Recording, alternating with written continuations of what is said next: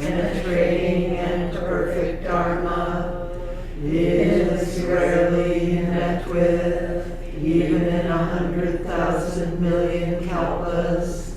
Having it to see and listen to remember and accept, I vow to taste the truth of the Tathagata's words.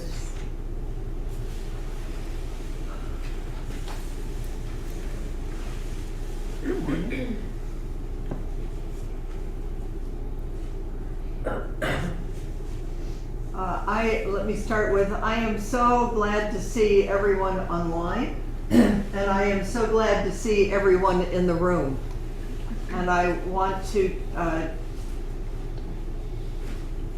guess, just say out loud how deep the commitment is to offering hybrid, and how important it is when and as you can. And I understand for some people, because of distances and health and everything else, I mean, that's, of course, it's really important that we practice together, body to body, face to face, warm heart to warm heart. It's really important. Some of us are going to Aravaipa. Some people will be, I think, at the Everyday Zen Sesshin. And I'm also, my body feels comfortable that we, for this Sunday, moved our half-day sitting online. It just, given my experience three times in the last month, just having all of us packed in my little living room and eating our lunches together and having a grand old time, which when we conceived it, it still sounds really wonderful, and I think it's really wise that we're just going to do a half-day sitting online. The email went out. If you didn't see it, you'll look. It's there, and Gretchen is, if you signed up, sending out a notice. We're going to do the half-day sitting online on Sunday, and then February 25th, we're at Open Sky. But there's a whole schedule of monthly sittings at Open Sky. And we'll just replicate the schedule we were going to do. We're going to do a half-day sitting, and then in the afternoon we'll do the Sangha meeting on February 25th, because it just feels like a Sangha meeting should happen in person. And of course, any of you that need to participate online, it's like everything. It's the same thing and it's different. And we are all completely together. And that's what we're going to do. Today's the wolf full moon. We're not, Sally, going to do a full moon ceremony today, but I promise I really want to get it, and bug me. I want to get it on the schedule, so we're doing regular full moon ceremonies. The moon was so beautiful this morning. Oh my goodness. So having said all that, we're going to continue. Oh, excuse me.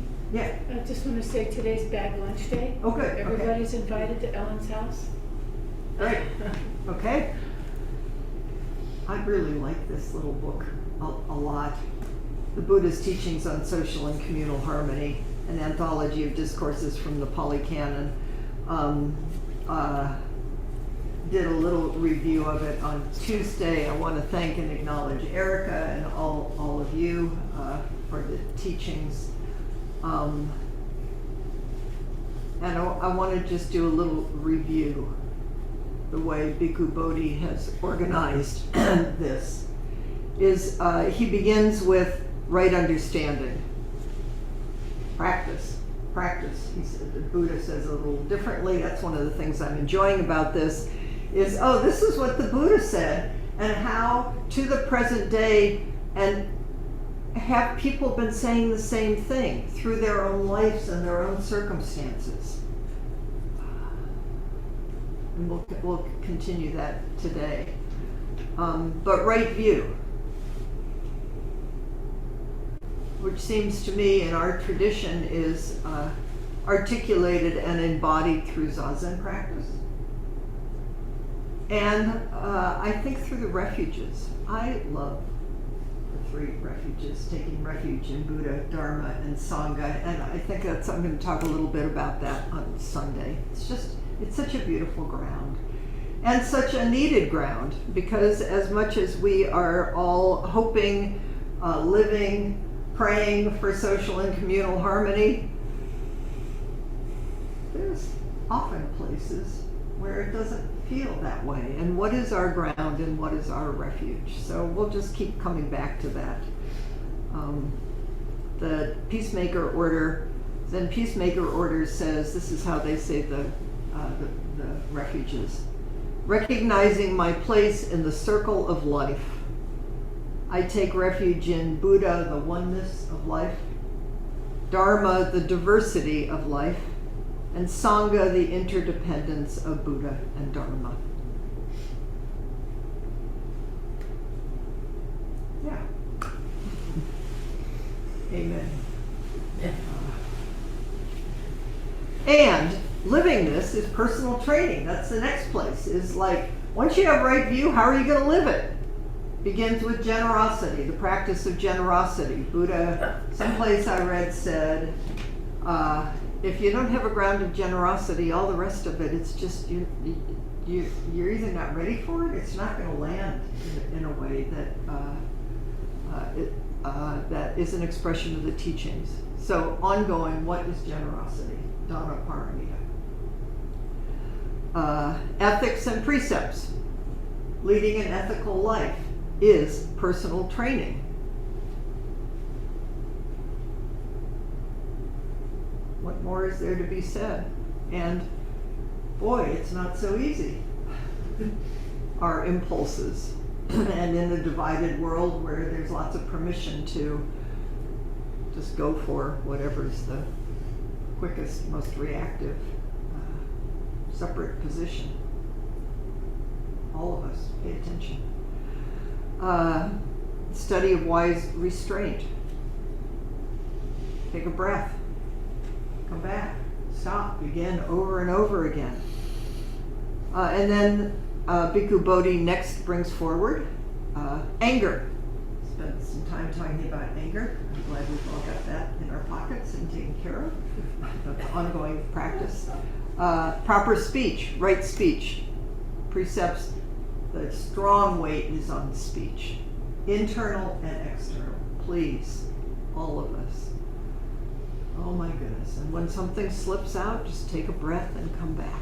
Just forgiveness and start over and over. So today we are on the next thing, which is so we're more and more, he's moving us from the depth of the teachings, right view, into training and how do we embody it in a personal way. And now we're moving more and more interpersonal way, because there's no way we can live alone. And the next one's good friendship, which I think is so sweet. And so what I want to do is I want to read you a little bit about what the Buddha said, and then, and I think I may bring this book forward more and some of the others, is it's First Buddhist Women, Poems and Stories of Awakening, stories from the Theravada, the ancient Pali text. And it just so happens, different chapters. Some of the disciples, wanderers and disciples, wise women and teachers, mothers, wives, old women, prostitutes, courtesans, and beautiful women. And chapter 9, we have friends and sisters. So I wanted to read you a little bit about what Susan Murcott has to say, and name a couple of the nuns in this story, the first Buddhist women. And the importance of friendship. It's just there. It's just true, and it's been brought forward, we'll see, by the Buddha. So here's, and other wise beings. This is the introduction from Bhikkhu Bodhi. Strong communities depend on the personal relations between their members. I eat bag lunch today. And the most basic relation between people outside family connections is that of friendship.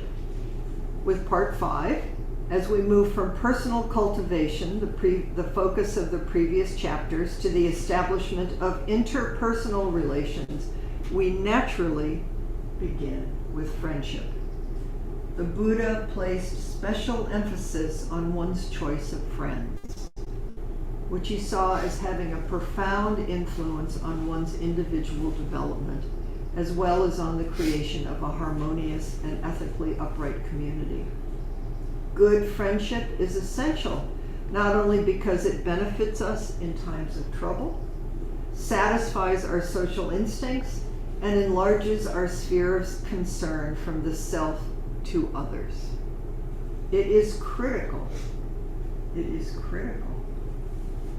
Because good friendship plants in us the sense of discretion, the ability to distinguish between good and bad, right and wrong, and to choose the honorable over the expedient. That's what we're helping each other do. That's what a good friend does. Isn't that beautiful? Yeah.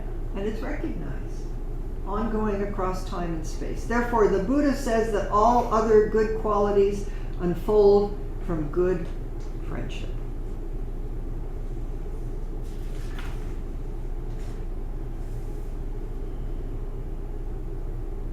The Buddha created a community of men and women dedicated to the full-time practice of his teachings. And just as he advised lay people to associate with good friends, he also instructed monastics, because that was the early community, was the monastic community. He instructed monastics to seek out good companions and guides in the spiritual life.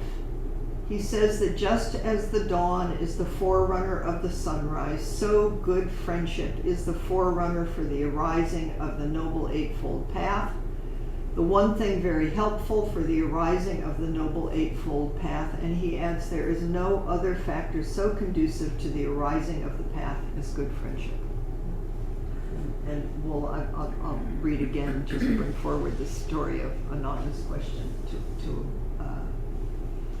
to the Buddha. But we'll start with the qualities of a true friend. This is what we are all aspiring to be a good friend to ourselves, to be a good friend to the person next to us, to be a good friend to people that we don't agree with, to be a good friend to the earth. So what is this? Here's a little passage from one of the Pali Canon Suttas. A friend gives what is hard to give and does what is hard to do. She forgives you your harsh words and endures what is hard to endure. He tells you his secrets, yet he preserves your secrets. He does not forsake you in difficulties, nor does she roughly despise you. The person here in whom these qualities are found is a friend. One desiring a friend should resort to such a person.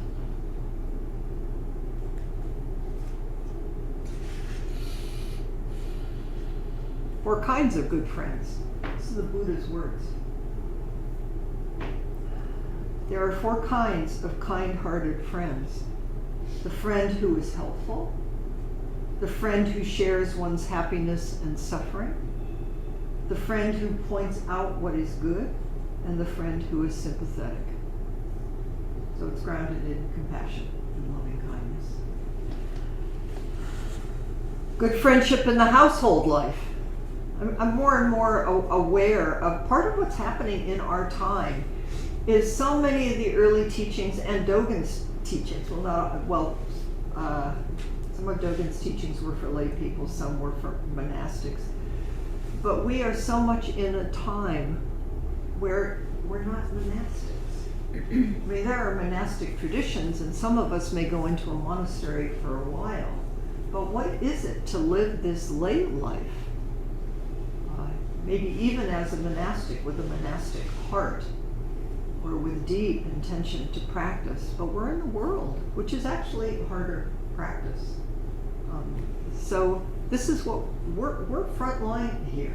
This is Buddhism is finding its way into the West, and it's So, good friendship in the household life. It's accomplished in faith, virtuous behavior, generosity, and wisdom.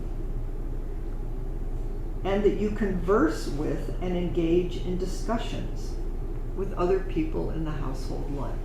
So there's something here about communication and conversation, which is part of what we do in Sangha. So how are you when you take up these questions and these things that we're studying, this conversation?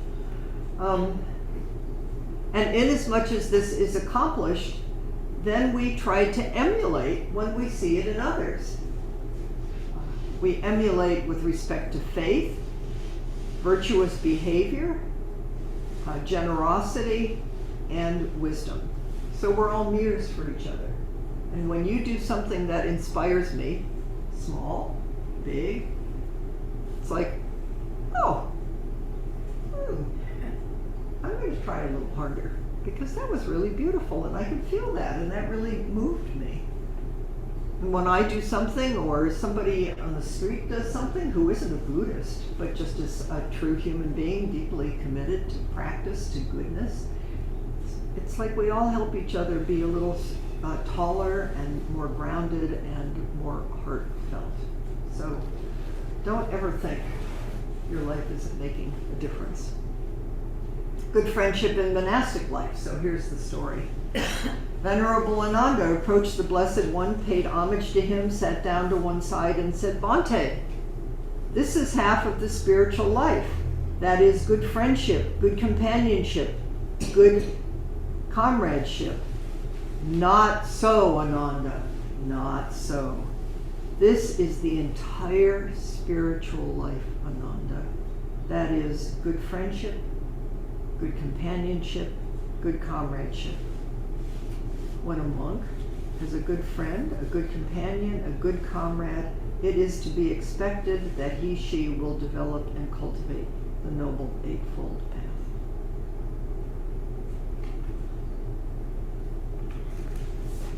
Pardon me, when I was ordained, I never wanted to be ordained because it looked to me like something special and I just wanted to be like everybody else. But when I went to Norman Fisher, he talked me into doing what he called lay ordination. And Meg Alexander, we did it together. And a lot of people at Zen Center and in the traditional institutions were like, what's he doing? He's doing something really different. He's changing the tradition. But his point of view, and the way I hold this, is I am lay ordained as a priest.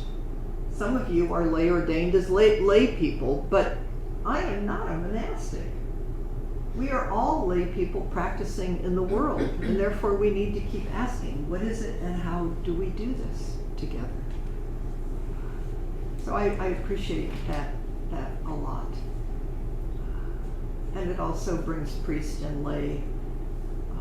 One isn't householder, one isn't monastic. We're all just here together, taking up whatever form fits our hearts and our lives, but we are all so completely here and interconnected together. So let me, first, Buddhist women were monastic. There weren't so many choices for women back then, and wonderful early stories of women finding refuge in the path and in the monasteries and with others supporting them. Let me, just a little bit about the Therigatha. The Therigatha is a collection of 23 poems in the canon of the earliest Buddhist literature. Thera means women elders or women who have grown old in knowledge. Isn't that beautiful? Women elders or women who have grown old in knowledge. It's embodied, it's lived. And Gata means verse, stanza, or song. Therefore, the Therigatha are poems of the wise women of early Buddhism. In force and beauty, these religious poems rank with the best of Indian lyric poetry. from the hymns of the Rigveda to the lyrical poems of Kalidasa and Amaru. It was passed on orally for 6 centuries before it was written down in Sri Lanka in the 1st century BCE. Like all Buddhist scriptures, the Theravada finds its source in the life of Siddhartha Gautama Shakyamuni Buddha, the historical Buddha. Today, focusing on friends and sisters.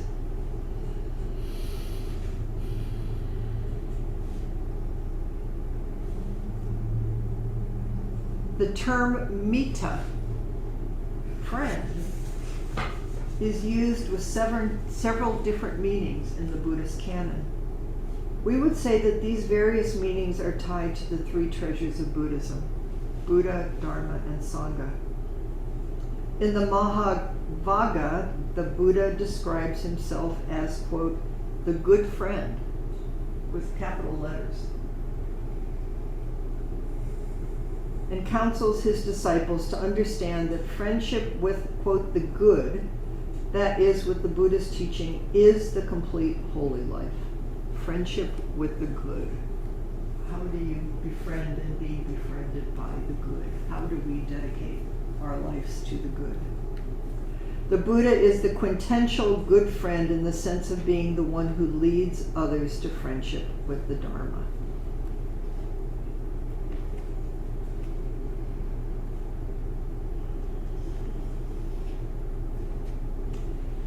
Here's a couple of quotes one from the nun Kitsugutami.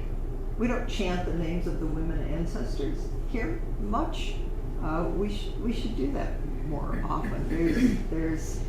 We were passed down early on. All that we had was the lineage, but the women were not included in, and now there's a parallel document, and some people are trying to combine them actually, and it's happening naturally because our lineage documents now go through,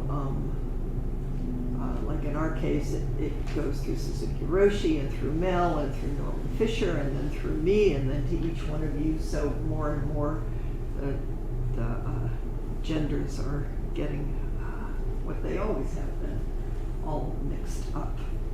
Here's from Nun Kitsugutami. She praises friendship in the opening lines of her poem. With good friends, even a fool can be wise. Keep good company and wisdom grows. Those who keep good company can be freed from suffering. We're here in the Sangha. Nuns especially had the opportunity to develop deep friendships. It was an offense for a nun not to, quote, leave at hand's reach a nun who is a companion. This was intended to protect people. So as a woman, you just didn't go out. So you always went out with a companion. So they were always watching over and taking care of each other.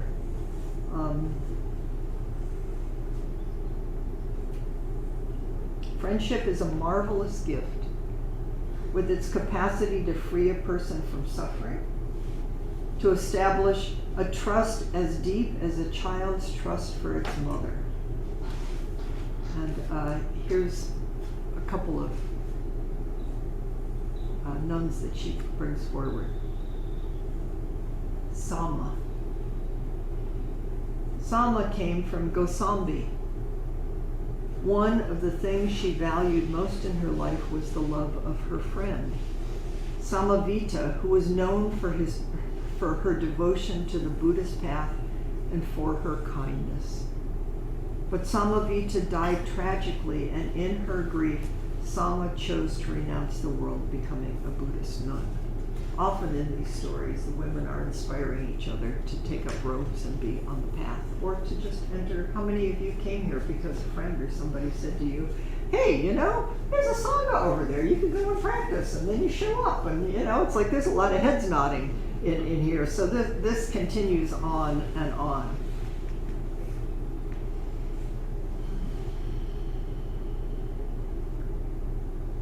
Abhaya. Abhaya was a childhood friend of Padumavati. Both women grew up in Ujjaini and must have been very dear friends, as Ubaya followed Padumajavi in joining the order of nuns. There you are again. Her name means without fear. What a good friend. Helping each other be without fear, or be in relationship to fear. I don't believe in being without fear, but our relationship changes. At least that's my experience. Here's one of her poems. They said that one of the things that she was without fears about is she went into burial grounds, which it was a rule of the order that nuns, unlike monks, were not allowed to meditate in burial grounds. She, without fear, went into it was a traditional practice to go and meditate in cemeteries and at the burning ghats. And we should go do that sometime. It's a great practice. But here's one of her poems. Abhaya, this body that ordinary people cling to is so fragile. With full attention, completely aware, I will throw this body down because of the painful. With full attention, completely aware, I will throw this body down because of the pain of things. I love to be watchful. I have finished with craving. The Buddha's teachings has been done. I love to be watchful because of the pain of things. And I might retranslate, we're not throwing this body down or away, we're waking up in it so that we are more and more not attached and identified to the pain and suffering as just me, mine, and over here. The more we can be with our own pain and body and in friendship and help each other, the more we know. My pain sounds this way. Maybe your pain sounds that way. But being a human being in a body, great joy and great pain. So how do we help each other? So here's the question I thought you might want to bring forward, but you can talk about anything you want with any of this, is